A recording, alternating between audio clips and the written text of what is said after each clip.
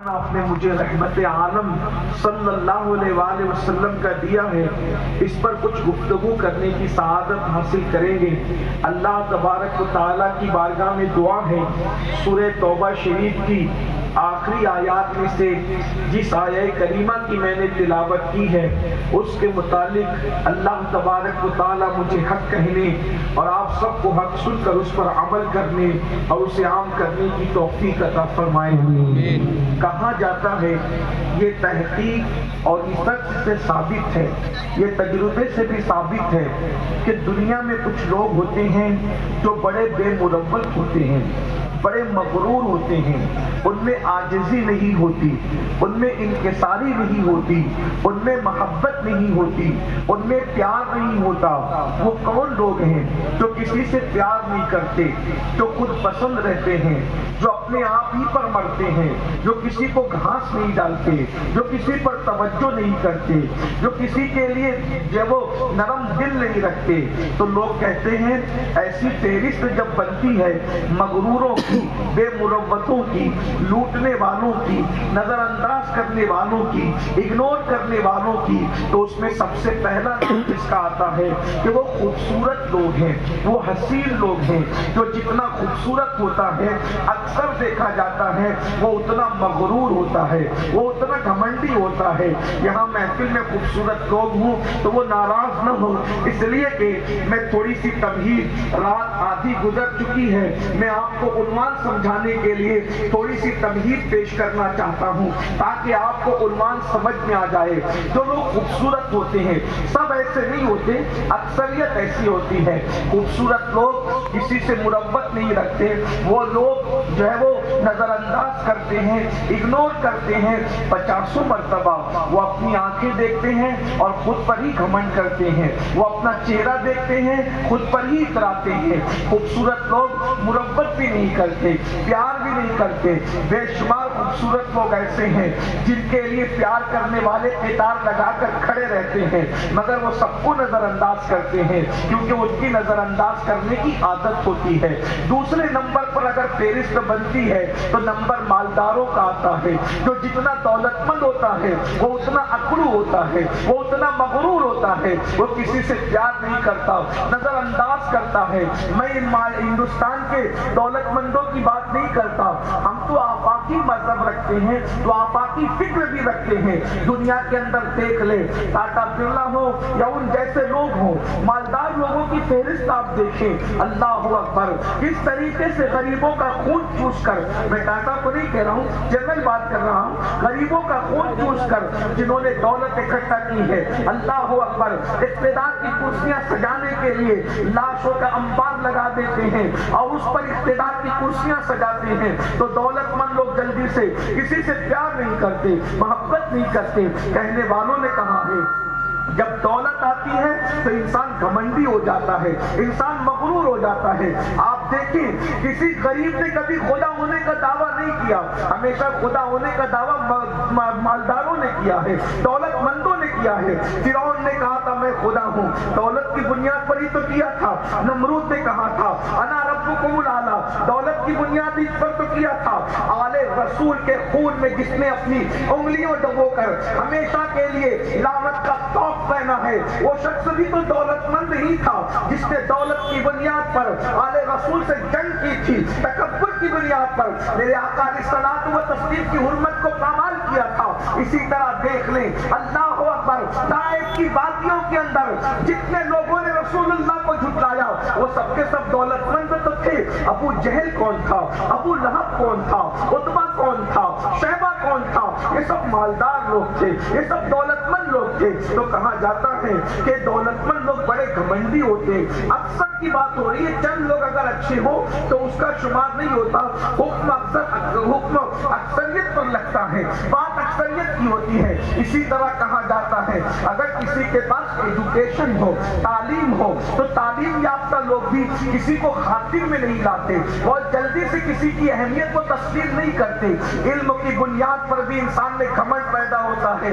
آپ نہیں دیکھا جسے دنیا معلم الملائکہ کہتی ہے اس کے پاس علم ہی تو تھا، علم کی بنیاد پر حضرت آدم کے لیے سجدے کا وہ انکار کر بیٹھا کتنا گھمنڈی تھا کہ اس کے گھمنڈ کا تذکرہ قرآن یوں کرتا ہے وَاسْتَكْبَرَ وَكَانَ مِنَ الْكَافِرِينَ، تکبر کی اور کافروں میں سے ہو گیا۔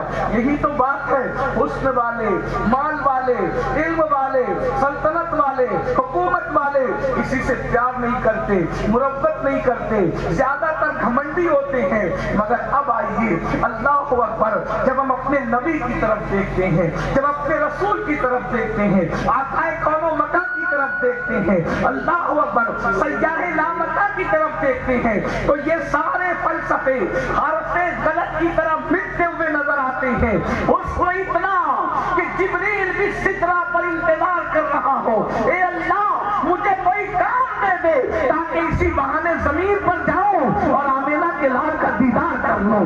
فرشتہ جس کے حسن کا منتظر ہو وہ کتنا خوبصورت ہوگا، بلکہ اللہ اکبر، فرشتہ تو فرشتہ ہے، بے دکھائے یار ان کو چین آ جاتا اگر بار بار آتے نہ یوں جبریل سدرہ چھوڑ کر۔ فرشتہ تو فرشتہ ہے جس کا مشتاق، جس کی لقاء کی مشتاق خود قدرت نظر آتی ہے۔ اندازہ فرمائے اس کے حسن کا عالم کیا ہوگا، کیا حسن ہے۔ اے سید ابرار تمہارا، اللہ بھی ہے طالب دیدار تمہارا، کیوں دیکھ کے مشتاق نہ ہو۔ حضرت یوسف، اللہ کا دیدار ہے دیدار تمہارا۔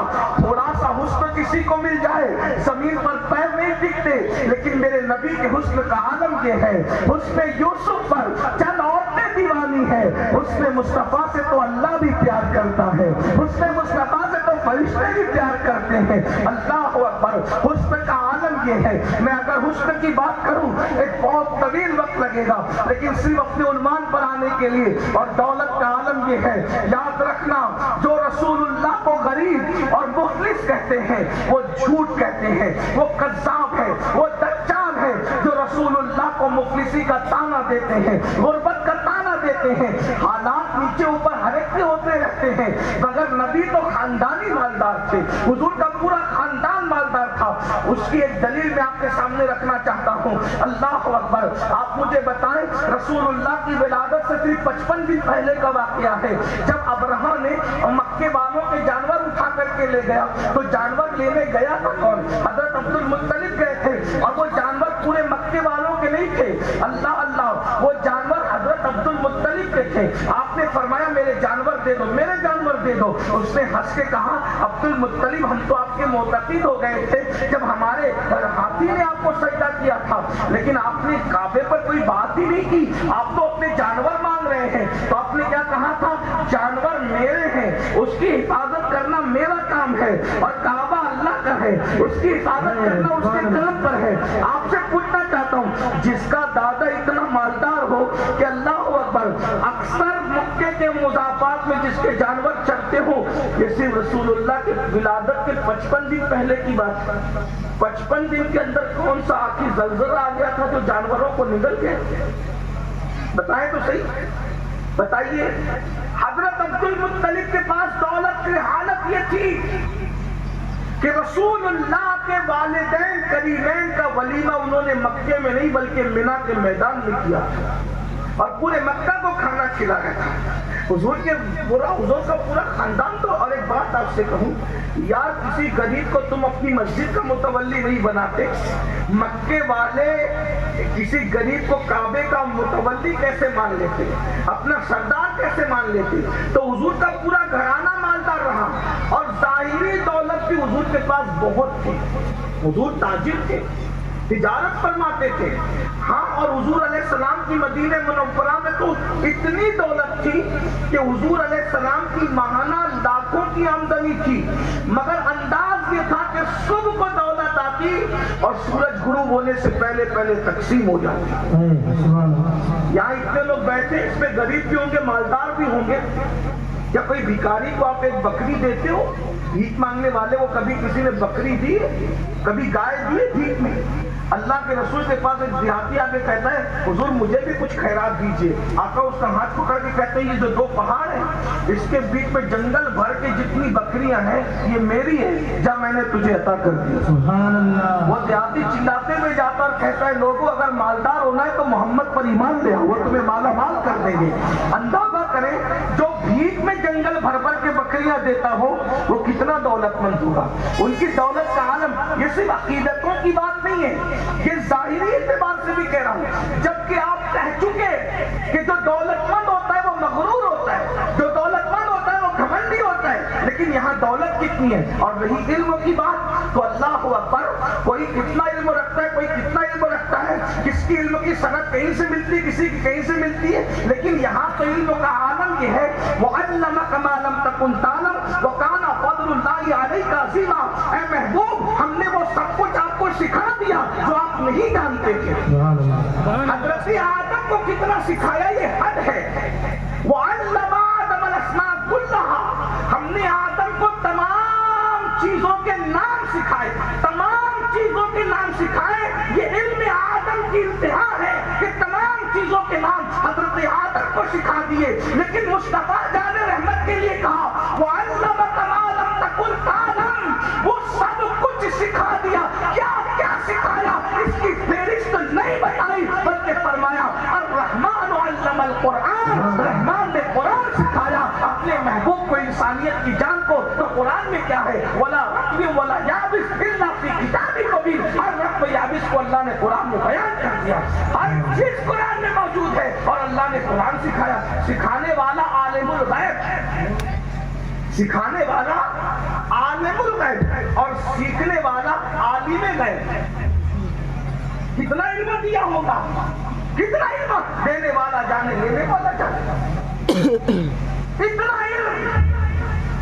بلکہ حضور کا علم کتنا ہے میں بتاؤں، تھوڑی توجہ. حضور کا کتنا؟ حضرت عبداللہ ابن مسعود کو حضور نے معلم الامہ قرار دیا. ابن مسعود پوری امت کے استاد اور معلم ہے. اسی لیے حنفی فقہ میں بہت زیادہ روایت ابن مسعود کی ہے، بہت زیادہ. یہ معلم الامہ ہے. یہاں تک فاروق اعظم نے کہا کہ اگر ابن مسعود موجود ہے پھر میں کسی کو فتویٰ دینے کی اجازت نہیں دیتا اس محفل میں. یہ علم. اسی نے عبداللہ ابن مسعود سے پوچھا ابن مسعود تو پوری امت کا معلم بن گیا، اتنا علم تجھے آیا کہاں سے؟ تو عبداللہ ابن مسعود کہتے ہیں جب رسول اللہ ظاہری حیات میں تھے میں ان کے پیچھے پیچھے پھرتا تھا، ان کے پیچھے پیچھے جاتا تھا. اور حضور جب کسی کام سے اپنے نالین اتار کر اندر جاتے تھے تو میں دونوں نالین کو اٹھا لیتا تھا اور اٹھا کر کے اپنی آستین میں رکھ کر کے اپنے سینے سے لگا کر جتنی دیر تک حضور کام میں رہتے تھے نبی کی نالین سینے سے لگا کے بیٹھا رہتا تھا. حضور کی جوتیاں سینے سے لگانے کی برکت ہے کہ اللہ نے مجھے اتنا بڑا عالم بنا دیا. جس کی جوتیاں سینے پہ رکھ دی جائے تو ابن مسعود امت کے معلم ہو جائے. جس کی جوتیوں سے لوگ عالم بنتے ہیں اس رسول کے سینہ علم کا عالم کیا ہوگا. لیکن اب لوگ کیا کہہ رہے ہیں کہ حسن والے بے مربت، علم والے تکبر، دولت والے گھمنڈی. لیکن یہاں تو حسن بھی ہے، علم بھی ہے، دولت بھی ہے، لیکن اب دل میں محبت کتنی ہے. اللہ کے رسول سے پوری کائنات محبت کرتی ہے. جانور بھی حضور سے محبت کرتے ہیں، جانور بھی حضور سے پیار کرتے ہیں. لیکن ساری قوم مل کر حضور سے جتنی محبت کرتی ہے اکیلے حضور ان سب سے زیادہ ان سے محبت کرتے ہیں. اور ہر مذہب کا قائد، ہر مذہب کا قائد، سنیے اب توجہ سے عنوان آتا ہے، ہر مذہب کا قائد صرف اپنے ماننے والوں سے محبت کرتا ہے. لیکن اللہ کے رسول کی یہ شان ہے، حضور علیہ السلام نے صرف اپنے ماننے والوں سے محبت نہیں کی، جو حضور کو نہیں مانتے ہیں اللہ کے رسول علیہ السلام نے ان سے بھی محبت فرمائی، ان کے ساتھ بھی اخلاق سے پیش آئے. ان کا کیونکہ اللہ کے رسول علیہ السلام کو اللہ نے رحمت المومنین نہیں بنایا، رحمت للمومنین نہیں بنایا بلکہ رحمت للعالمین بنایا، اور عالمین میں سب آتے ہیں، اللہ کے سوا جو کچھ ہے وہ سب عالمین میں ہے۔ اب آئیے ذرا رحمت عالم کا انداز دیکھیں۔ میں بہت دیر گفتگو نہیں کروں گا اس لیے کہ بہت محفل پہلے ہی تاخیر سے شروع ہوئی، آپ کو امتحان میں نہیں رکھوں گا، لیکن آپ بہت اچھے سے سن رہے ہیں تو میرا دل چاہتا ہے کہ میں گفتگو کو آگے بڑھاؤں۔ ذرا غور فرمائیں حضور علیہ السلام نے کس کس سے محبت کی، کس کس سے پیار کیا، کس طریقے سے انداز سے حضور نے زندگی گزاری۔ اللہ اکبر! آج تو ہم لوگ نفرتوں کی بولی بولتے ہیں، جب زبان کھولتے ہیں آگ اگلتے ہیں، نفرت اور نفرتوں کا ماحول ہے۔ اس قدر مسلمان نفرتوں کے عادی ہو گئے ہیں کہ اپنے سگے بھائی کے ساتھ بھی نفرت کی بولی، اپنی بیوی کے ساتھ بھی نفرت کی بولی۔ میرے آقا علیہ السلام کے دیوانوں، رحمت عالم کی محفل میں آنے والوں، ذرا کسی سے محبت کرنے کا طریقہ سیکھ لو، ذرا کسی سے محبت کرنے کا طریقہ سیکھ لو۔ ہمارے نبی کتنے پیار کرنے والے تھے اور ہم نفرتیں کرنے والے۔ اللہ اکبر! اس قدر مسلمانوں کا کردار جو ہے وہ گرتا جا رہا ہے کہ 3 بچوں کی پیدائش کے بعد اگر بیوی نے چھوٹی سی غلطی کر دی تو اس کو طلاق دے دیا جاتا ہے، اس کو گھر سے نکال دیا جاتا ہے، اور لوگ سمجھتے ہیں یہ کیا جرم ہے۔ میں نے کہا یاد رکھنا، کسی چڑیا پر بھی ظلم کیا جائے تو اللہ کے رسول فرماتے ہیں جس نے کسی چڑیا پر ظلم کیا اللہ اس کی پہاڑ جیسی نیکیوں کو برباد کر دے گا قیامت کے دن، اور اس کو منہ کے بل گھسیٹتے ہوئے جہنم میں ڈال دیا جائے گا۔ جب چڑیا پہ ظلم کرنے والوں کی نیکیاں پہاڑوں جیسی ضائع کر دی جائے گی اور اس کو جہنم میں ڈالا جائے گا، جو بیوی پہ ظلم کرتے ہیں، جو منگیتروں کے ساتھ بائک پہ گھوم کے گلشندے اڑا کر پھر منگنی توڑ دیتے ہیں، ہمیشہ کے لیے اس کی آبرو کا خاتمہ کر دیتے ہیں، ذرا بتائیں تو صحیح ان کا انجام کیا ہوگا۔ آج کے اپنے رسول کی شان رحمت سنیے، کس طرح حضور کو پیار تھا، وہ انسانوں سے بہت پیار کرتے تھے۔ اللہ اکبر! اللہ کے رسول صلی اللہ علیہ وآلہ وسلم کی زندگی کا انداز دیکھیں۔ اللہ ایک مرتبہ کا واقعہ ہے کہ اللہ کے سچے رسول صادق و مصدوق مصطفیٰ کریم صلی اللہ علیہ وآلہ وسلم جلدی جلدی سب کاموں سے فارغ ہوئے۔ کبھی ایسا ہوتا ہے کہ انسان دیر تک کوئی کام کرنے کا عادی ہوتا ہے لیکن کسی دن کام جلدی نپٹ جاتا ہے تو آدمی پلان بناتا ہے کہ آج کام جلدی نپٹے گا تو میں یہ کروں گا۔ جیسے آج میرے ساتھ خود ہوا، جب مجھے جلسے والے 9 بجے جلسے میں لے کر کے آئے تو میں اندر ہی اندر خوش ہو رہا تھا کہ مہینوں ہو گئے میں رات کو سویا نہیں۔ ایک میں کوئی بتانے کے لیے نہیں کہتا، دن کو سویا رات کو نہیں سویا۔ میں سوچا جلسہ 11 بجے ختم ہو جائے گا، 12 بجے تک سو جاؤں گا تو 4 گھنٹے نیند ملے گی۔ آدمی پلان کرتا ہے، ہاں کہ انسان اپنا پلان کرتا ہے، قدرت کے اپنے منصوبے ہیں۔ بہرحال اللہ کے رسول علیہ السلام کے کام جلدی نپٹ گئے، منصوبہ۔ ہمارے کام جلدی نپٹ جاتے ہیں، ہم سونے کا پلان کرتے ہیں۔ رحمت للعالمین کے کام جلدی نپٹ گئے تو حضور کا منصوبہ یہ تھا آج میں لمبی نماز پڑھوں، آج نماز طویل پڑھوں گا۔ اب دیکھیے نماز افضل العبادات ہے، دھیان سے سننا، بات آگے بڑھ رہی ہے۔ اور حضور کی رحمت للعالمین کچھ سیکھیے جوانوں، صرف جلسہ سن کر کے لوٹنا کمال نہیں ہے، کچھ سیکھنا۔ اللہ کے رسول صلی اللہ علیہ وآلہ وسلم کی چاہت ہے آج میں لمبی نماز پڑھتا ہوں۔ میں سوچتا ہوں یا اللہ جانے نماز جب خود نماز پڑھتے ہوں گے تو اس وقت عبادتوں کی بنائے رحمت الہی کیسے دیتی ہوگی۔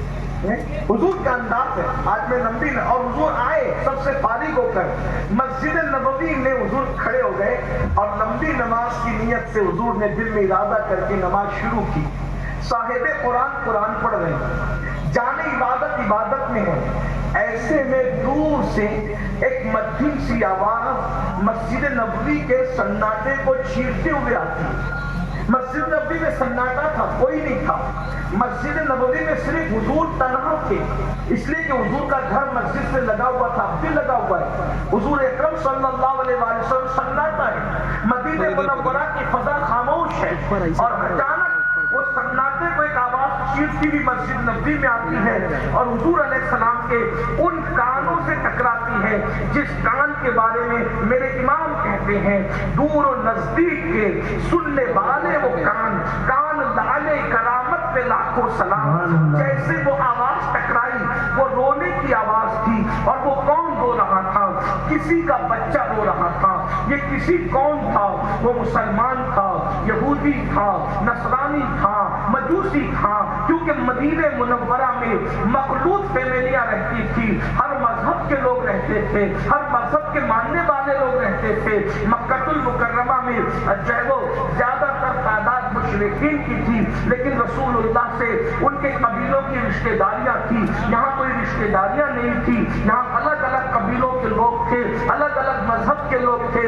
بس اتنا تھا کہ اللہ کے رسول کے کان میں ایک ننھے سے بچے کی رونے کی آواز آئی ہے. اگر مائیں اور بہنیں بھی سن رہی ہیں، ان کی بھی توجہ، سیاسی لیڈروں کے کانوں تک آواز جا رہی ہے، ان بھائیوں کی بھی توجہ، مجمع میں بیٹھے ہوئے ہر فرد بشر کی توجہ. اللہ کے رسول تلاوت میں ہے، اللہ کے رسول عبادت میں ہے، اور ننھے سے بچے کے رونے کی آواز حضور کے کان میں آتی ہے.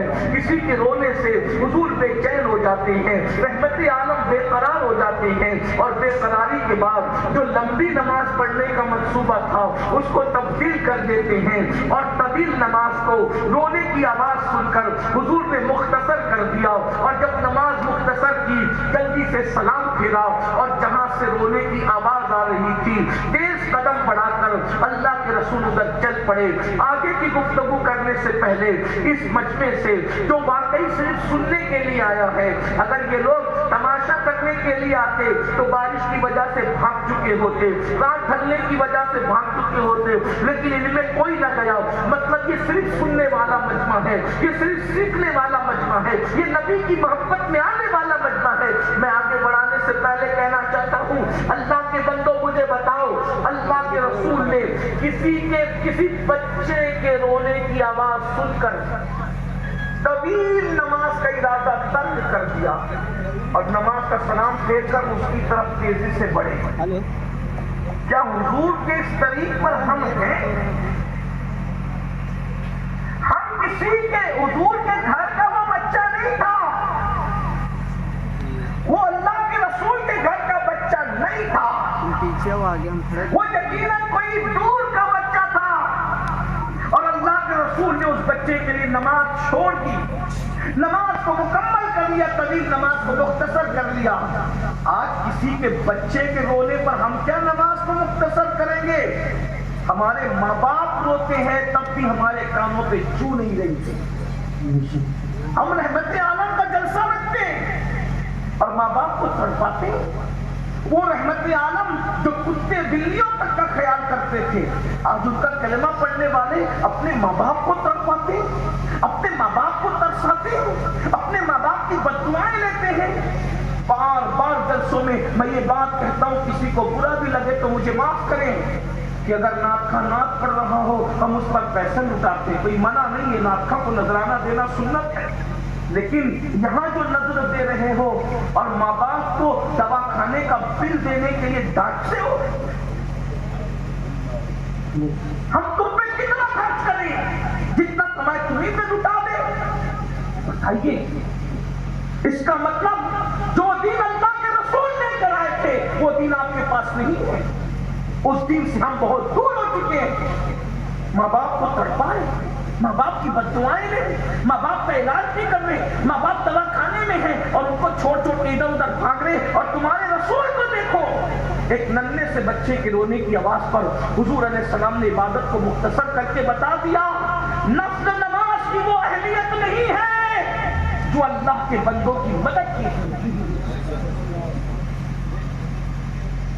اس لیے کہ خدا کو میری اور تمہاری عبادت کی کوئی احتیاج نہیں ہے، وہ محتاج نہیں ہے. اللہ نہ کرے معاذ اللہ اگر کوئی عبادت نہ کرے تو بھی وہ اللہ ہی ہے. اس کی ربوبیت میں کوئی فرق نہیں پڑتا، اور پوری کائنات بھی سجدے میں گر جائے تو بھی اس کی ربوبیت میں کوئی فرق نہیں آتا. لیکن بندوں کو ہماری محتاجی ہے. درد دل کے واسطے پیدا کیا انسان کو، ورنہ عبادت کے لیے کچھ کم نہ تھی کرو بیان. آج ہم سب کر رہے ہیں، ایک دوسرے کا سہارا نہیں بن پا رہے. بڑی معذرت کے ساتھ 11ویں کی 11 دیکھ تو بن سکتی ہے، لیکن سگے بھائی کا کہ گھر میں اگر فاقہ ہے تو ہم کبھی جا کے پوچھ نہیں سکتے کہ تو فاقے سے کیوں. چھٹی پر ہم دیگے تو لٹاتے ہیں، لیکن خود کی بھتیجی کی اگر رشتے نہیں آ رہے ہیں تو اس کی شادی، غریب بھتیجی کی شادی کے لیے کوئی فکر نہیں. میں یہ نہیں کہہ رہا ہوں کہ نیاز نہ کرو، میں کہہ رہا ہوں وہ نفل ہے. اس سے بڑی ضرورت تیرے گھر میں جو تیرے غریب بھائی اور بہن ہے اس کو اس کی مدد کی زیادہ ضرورت ہے. غوث پاک کے نام پر اگر ان کی مدد کرے تو غوث پاک زیادہ خوش ہوں. مگر ہم لوگ کدھر جا رہے ہیں؟ گھر والوں کو ترسا کر فرائض اور واجبات کو چھوڑ کر ہم نفل کے پیچھے لگے. اور یہ شیطان کے حربے میں سے حربہ ہے کہ شیطان فرائض اور واجبات سے ہٹا کر انسان کو نفل میں الجھا دیتا ہے. نفلوں میں الجھ گئے، نفلوں میں الجھ گئے. بہت معذرت کے ساتھ کسی پیر کی برائی کرنے نہیں آیا کیونکہ ہم پیر والے لوگ ہیں. پیر بھی ہمارے، بڑے پیر بھی ہمارے. پیر صاحب کو بلایا، دیسی گھی میں کھانا کھلایا. کبھی ایسا ہی کھانا اپنے ماں باپ کو بھی کھلایا؟ بتاؤ. آپ کے ماں باپ سے بڑا آپ کا کوئی مرشد نہیں ہے روئے زمین پر. کسی بھی مرشد کا ہاتھ پکڑو، کوئی کہاں تک پہنچائے گا مجھے نہیں معلوم، لیکن اگر ماں باپ کی دعا لگ گئی تو ماں باپ کی دعاؤں نے اچکے اور چوروں کو مقام ولایت پر پہنچا دیا. سچائی سچائی ہے، صداقت صداقت. بہت سارے لوگ مجھ سے متفق نہیں ہوتے، مجھے ان سے اتفاق کی ضرورت بھی نہیں، اس لیے کہ میرا کام صرف یہ ہے جو پیا کو کھائے اختر وہ سہانا راگ ہے، جس سے نہ خوش ہے پیا وہ راگنی اچھی ہے. ہمیں تو یار کو راضی کرنے کیونکہ مرنا ہے. اللہ کے سچے رسول صادق و مصدوق مصطفیٰ جان رحمت صلی اللہ علیہ وآلہ وسلم ایک ننھے سے بچے کی رونے کی آواز پہ نماز کو مختصر کر کے اس کی طرف بڑھے. میں سوچتا ہوں کبھی کبھی یا اللہ، یا رسول اللہ، آپ دشمنوں کے بچوں کے رونے پہ نماز مختصر کر کے ان کے گھر تک جاتے ہیں. جب فلسطین میں بچے روتے ہوں گے تو آپ کے دل پہ کیا گزرتی ہے؟ حضور کے دل پہ کیا گزرتی ہے؟ جب کوئی ظالم شوہر اپنی بیوی کو طلاق دے کر کے اپنے بچوں کو چھوڑ دیتا ہوگا اور وہ بچے بلکتے ہوں گے تو حضور کے دل پہ کیا گزرتی ہو؟ اللہ کے رسول علیہ السلام کے دل پر کیا گزرتی ہو؟ آج تو طلاق مسلمانوں میں کتنی زیادہ ہو رہی ہے کہ لوگ انٹرنیٹ پر ٹی وی پہ بیٹھ کے مسلمانوں کا اور اسلام کا مذاق بنا رہے صرف مسلمانوں کی بدکرداری کی بنیاد پہ. نہیں، اپنا مذہب نہیں ہے. اور ایک بات کہوں، چھوڑ دینا مردوں کا کام نہیں ہے، چھوڑنا نہ مردوں کا کام ہے. مرد کبھی نہیں، مرد تو نباہ کرتے. لوگ کہتے ہیں نا اہل کس لیے چھوڑ دیا؟ میں نے کہا اگر تو اہل ہوتا تو نا اہل کو اہل بنانا ہی تو یہ اہلیت والوں کا کام ہوتا ہے. نا اہلوں کو چھوڑنا اہلیت والوں کا کام نہیں ہوتا. جو آپ کو پیار دے آپ بھی پیار دے، یہ تو برابری ہوئی.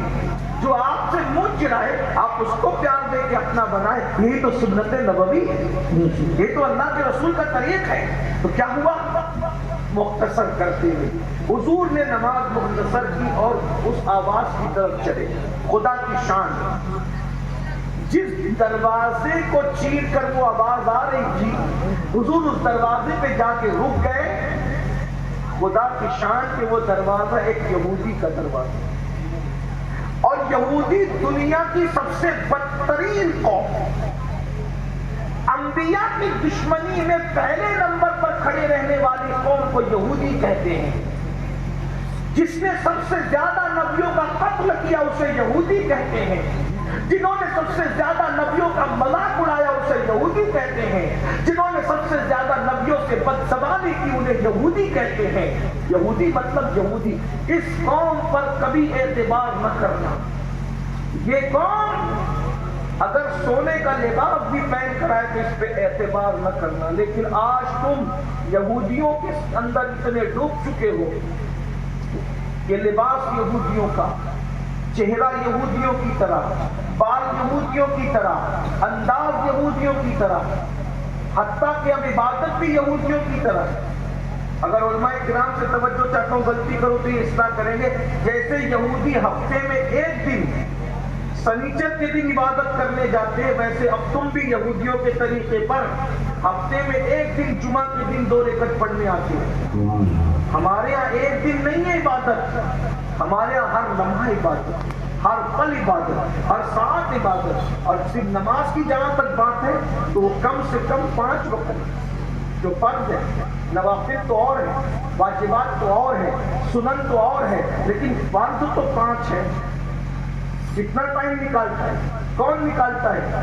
یعنی ہر چیز میں یہود. اور اللہ کے رسول نے یہ بیان کیا کہ ایک وقت آئے گا کہ میری امت یہودیوں کے راستے پہ چل پڑے. جو یہودیوں نے کیا یہ میری قوم بھی کرے گی. یہاں تک آقا فرماتے ہیں حتیٰ کہ کسی یہودی نے اگر ماں کے ساتھ زنا کیا تو میری قوم کا کوئی فرد اپنی ماں کے ساتھ زنا بھی کرے.